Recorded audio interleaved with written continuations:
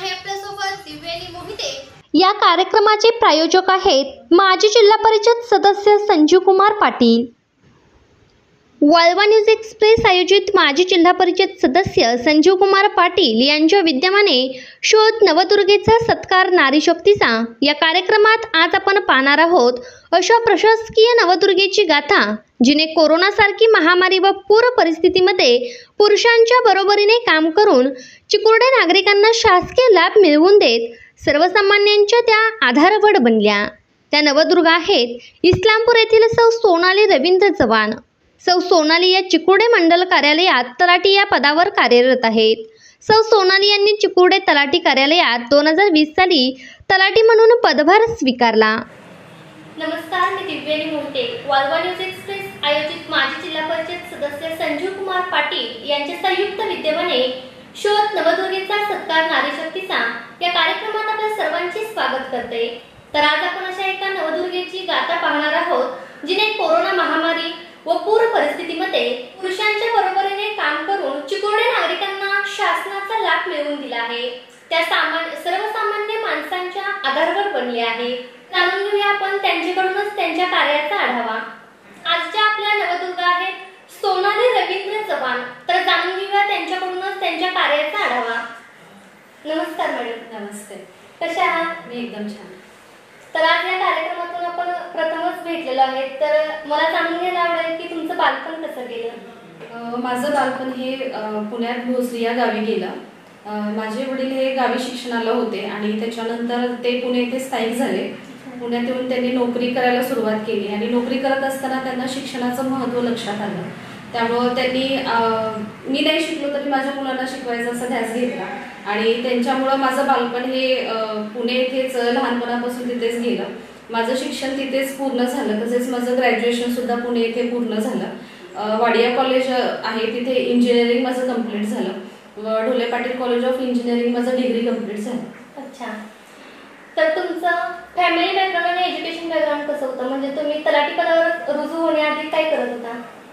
तलाठी पदावर रुजू होण्याआधी मी पुणे येथे छोटा स्मॉल IT कंपनीमध्ये जॉब करत होते। माझी आई 7वी पास आहे आणि माझे वडील 10वी। माझ्या फॅमिलीमध्ये कोणी उच्च शिक्षित नाही, पण माझ्या वडिलांची नेहमी इच्छा होती की मला शिक्षण नाही भेटलं तरी माझ्या मुलांनी शिकावं आणि पुढे जाऊन काहीतरी करावं। त्यामुळे त्यांच्या आग्रहाखातर किंवा त्यांच्या सपोर्टमुळे मी तिथे शिक्षण माझं पूर्ण करू शकले। तसंच सपोर्टमुळे मी पुढे शिक्षण घेतलं आणि त्यांच्या आज मला जे काही मी आहे ते त्यांच्या पाठबळीमुळे आहे असं मला वाटतं। अच्छा, तर तुम्ही तलाठी पदावर कधीपासून कार्यरत आहात? तलाठी पदाचा कार्यभार हा मी 2020 साली घेतला। 20 सालीच मी रुजू झाले कामावर। तर तुम्ही तलाठी पदावर काम करत असताना म्हणजे त्या कालावधीत तुम्ही कशा प्रकारे काम केले? ज्यावेळेस माझं जॉईनिंग झालं किंवा ज्यावेळेस मी हा पदभार घेतला त्यावेळेस कोरोना काळ होता। कोरोना काळात जगावर संकट ओढवलेलं असताना अशा कामाची संधी मला त्यावेळेस मिळाली। म्हणजे मी ते काम म्हणून न बघता एक संधी म्हणून त्याचा विचार केला। खरं तर फार खडतर प्रवास होता तो कोरोना काळात काम करण्याचा।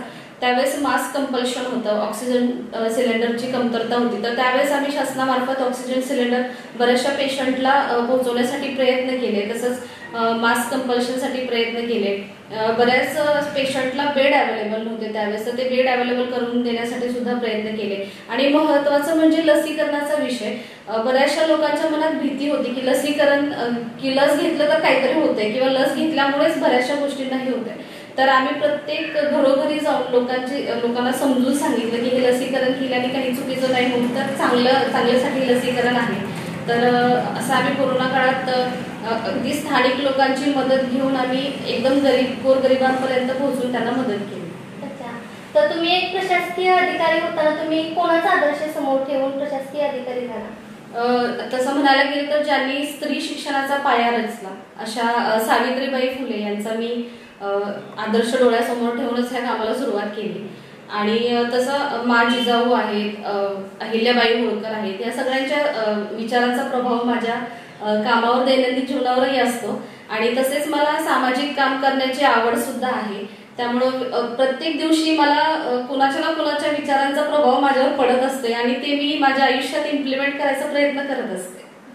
तर तुम्ही एक प्रशासकीय अधिकारी म्हणून बाहेर पुरुषांच्या बरोबरीने काम करत असता, तर तुमचा तो अनुभव कसा आहे काम करताना?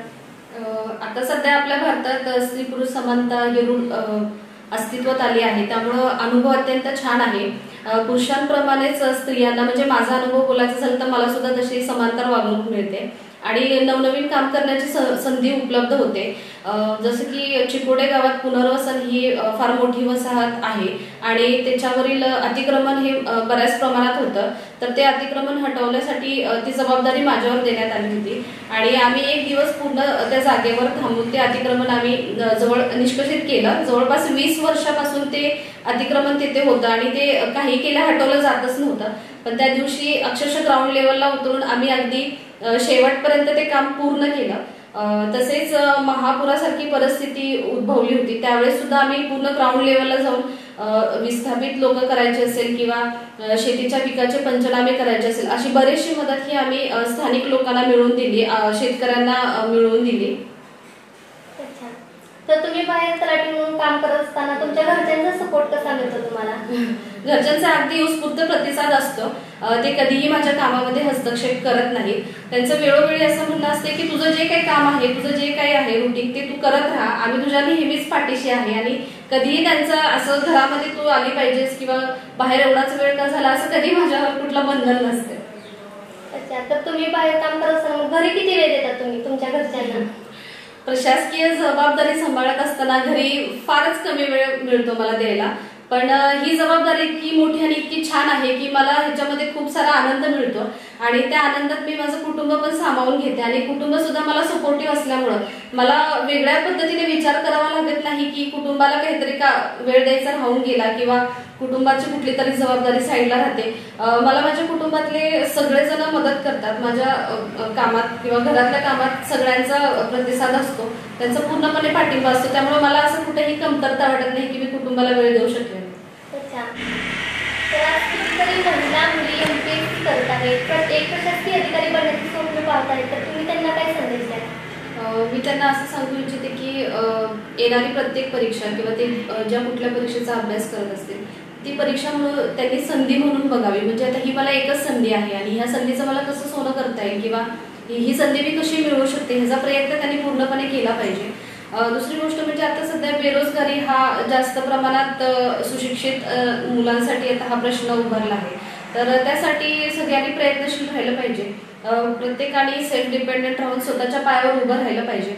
मी मुलींना एवढंच सांगेन की त्यांनी स्वतःच्या पायावर उभं राहून मगच पुढचा काय तो आयुष्याचा विचार केला पाहिजे, कारण सेल्फ डिपेंडेंट असणं आणि सेल्फ डिपेंडेंट नसणं ह्यात बराचसा जमीन आसमानाचा फरक असतोय आणि ते त्यांना स्वतःवर अनुभवावा लागतो.